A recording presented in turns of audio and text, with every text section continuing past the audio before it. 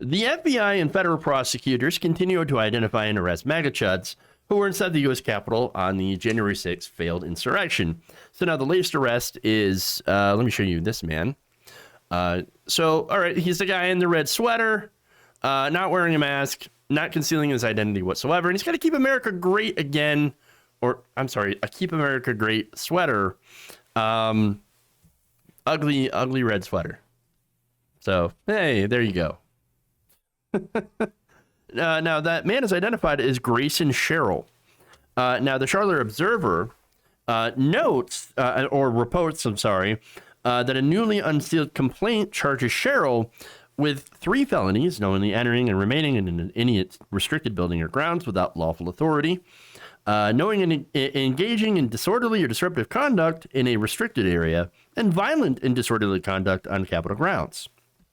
So, of course, he had been carrying a weapon. A series of photographs included in the federal complaint against him shows a dark-haired, ponytailed man wearing jeans, combat boots, and the red Trump sweatshirt, moving through the Capitol either carrying a rod or a cane-like object. What is he going to do? Cane somebody? That's his Christmas MAGA sweater? Yes. It's true. True. Ugly Christmas sweater. in January. All right, anyway. So, of course, you notice, as I mentioned, he didn't wear a mask, didn't even bother, was committing crimes maskless. Forget for a second that we live in a pandemic. We're nearly a year into it, or at that time we were nearly into it. Now we're over a year into it, obviously. And as such, we were advised to wear masks for not only our own safety, but the safety of others, right? Okay, but hey, forget that. Doing crime, right? He's doing crime. Overthrowing a lawful election by storming the Capitol building. You would think that you'd want to wear a mask, for at least for that. The guy next to him did. He's like, yo, man, I'm going to wear a mask. Just in case. Oh, okay, it's smart, right? I mean, somewhat smart. Your first mistake was being there in the first place. That was not smart. But at least there's enough I don't know. I might want to cover my face while doing crime. Obviously, not a lot of smart people there. They're not. Trump wasn't sending his best. Okay. Again, you have people live streaming themselves, smiling into the cameras without masks. So, as I said, not very smart. But this guy, he wasn't on the live streams. So, okay, how was he caught other than, of course, the numerous pictures that were popped up? Well, pictures are one thing, right? So, but generally, I mean, there's an entire country. People came from all over the country. And so the FBI has been going to social media and to try to identify people. And, sometimes, you have to really dig in to find the names. Or sometimes you get a tip, which is what happened in this case. This man was turned in by members of his own family. Oh, sad. Sad. Was there a sword in that cane? There could be. It's true. It could be. Could be. I have seen sword canes before. But yeah, turned in by his own family. Whoops. Probably because he's such a goddamn embarrassment. I mean, hey, if I had a family member who was dumb enough to go to the Capitol, better, and if I recognize, I'd be like, oh yeah, that's them. FBI, calling me up. Could you imagine? I'm so happy I didn't have any family members. And if you had, I'm sorry. Just imagine. I couldn't imagine. All right. So anyway, this is kind of like the rash of people who lost family members to QAnon. Okay. Many of whom, by the way, ended up storming the Capitol as QAnon members. But they got sucked into a conspiracy hole spread by right-wing propaganda, Fox News, and OAN and Newsmax. And they ended up doing the bidding of a wannabe dictator. And it's really kind of a sad story, right? And the reason I think that a lot of these people were so brazen about it, absolutely brazen, is for when, most of them, I believe they thought that they'd never see any consequences. Honestly, they're like, yeah, let's just break into a federal building. Who cares? Well, they're not going to come after me. They're not going to come after me, even though that I'm the most oppressed. Conservatives are the most oppressed people on the planet. They're not going to come after us. What? I mean, seriously. I know. But here's the other thing. In their story, I think they believe that they're, you know, that in their story, they believe that they're the heroes, that they're the good guys. Honestly, that's what they believe. And so they're in their story, they're the patriots. They're the ones who are protecting democracy. How ironic, obviously. Now, others, however, they knew exactly what they were doing. They didn't go there, you know, because they believed, right? They went there because they wanted to steal democracy, or they wanted to attack their own political enemies. All right. So now now we go to the next guy, William Norwood. William Norwood had bragged about his plan to pose as Antifa. The Washington Post was reporting that law enforcement officials obtained text messages from Norwood in which he talked about posing as a member of Antifa ahead of the Stop the Steal rally, which, by the way, absolutely planned. Obviously, this guy planned it.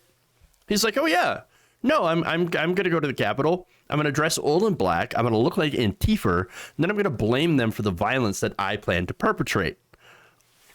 Open and shut case. It's over. You're done. You're done, son. You planned this whole thing. You got the texts. The government got the texts of you saying, oh yeah, I'm planning on Antifa. Let me tell you. Again, this is what he texts. I'm dressing in all black. I'll look just like Antifa. I'll get away with anything. I mean, look, can you imagine the amount of conservative media he must have consumed to come to that, conclusion? Seriously? Like, oh, Antifa gets away with everything. Antifa. They get away with everything. Well, okay, well, what have they gotten into? What have they gotten away with, I should say? I mean, they've never killed anybody that we know of. All right? Zero dead people. Right-wing terrorism in this country. Over 300 people. And Antifa, 0. I'm just saying. But, Antifa is still public enemy number 1 to the right wing and to the police. And yes, a lot of Democrats, by the way. Just noting that. And by the way, this is despite the FBI, who are not the good guys here. I'm not. It's kind of weird because the FBI is like, oh yeah, in this case, since they're going after the MAGA terrorists, great. Well, let's go after them. Yeah, good job, FBI. But at the same time, the FBI is not good people. I'm not a fan of the FBI, and I'm going to get into that after this. But I want to show you a video here of FBI Director Christopher Wray saying this about the conspiracy theory of Antifa being at the Capitol on January 6th. Take a look. Certainly, while we're equal opportunity and looking for violent extremism of any ideology, we have not to date seen any evidence of anarchist violent extremists or people subscribing to Antifa in connection with the 6th. That doesn't mean we're not looking, and we'll continue to look, but at the moment, we have not seen that. I mean, again, that's FBI Director Christopher Wray. Now, to address some of the people who were wondering why I was like not happy with the FBI. Well, okay, the FBI has a long history of attacking leftist movements, okay, in this country. It's a lot like how the CIA internationally crushes leftist movements, all right, overseas. So the FBI has that role. It does this at home, okay? And they went after Martin Luther King Jr., not for his work against systemic racism, although that's probably a part of it, but because MLK Jr. was a leftist organizer and was pushing for basically intersectional socialism. So this is a socialist working movement, working class, white, black, Asian, Latin American, everybody, working class. You're a member of the working class. MLK wanted you to stand up against your own oppressors in capitalism. And so that is a side of MLK that nobody talks about. The right wing certainly doesn't talk about it, and neither does, unfortunately, a lot of the centrists, a lot of the Democrats, because right now they're in this capitalist system. And so, the FBI threatened Martin Luther King Jr., wrote letters to try to make him, kill himself when he was in the Birmingham jail. So all of this stuff. Yes, exactly, Rederico. It's true. And so, yes, the FBI was not in favor of that message. All right. And so the FBI is not a good movement, or I'm sorry, not a good organization, because they continue crushing lefty movements, not only in the United States, but also like all over the globe. And so that's why I'm not a fan of the FBI. Never been a fan of the FBI, even though I do appreciate their work of finally begrudgingly going after these right-wing, extremist movements in this country. But anyway, speaking of right-wing extremists, we got this Chud, right? These MAGA Chuds. Now, during the riot, Norwood photographed himself wearing a Capitol Police officer's vest that he had stolen, and once again texted the group to talk about his achievements. Quote, "It worked. I got away with things that others were shot and arrested for."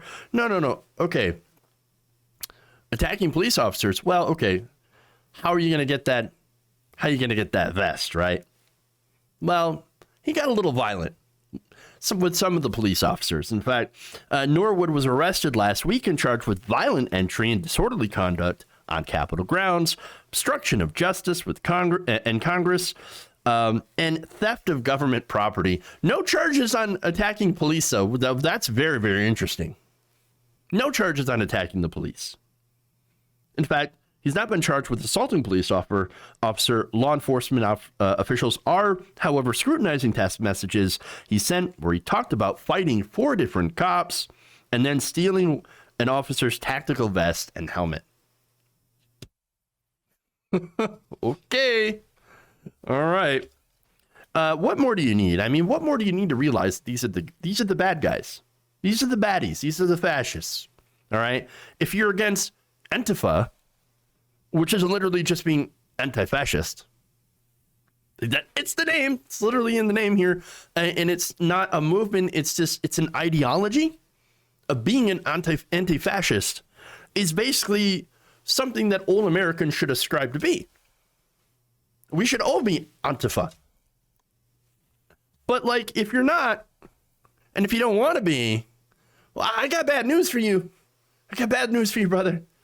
If you're not Antifa, then you're pro-fa. You're not the heroes of the story, okay? And if you were there on January 6th, you're going to end up being arrested. Simple as that. You're not the hero here. You're the bad guy. And you fucked around. And now you're going to find out. If you enjoyed this video, please give us a like and share with your friends. You can subscribe and help out the channel by becoming a patron. It's patreon.com/Jeff Waldorf. Or you can become a channel member as well by hitting the join button below.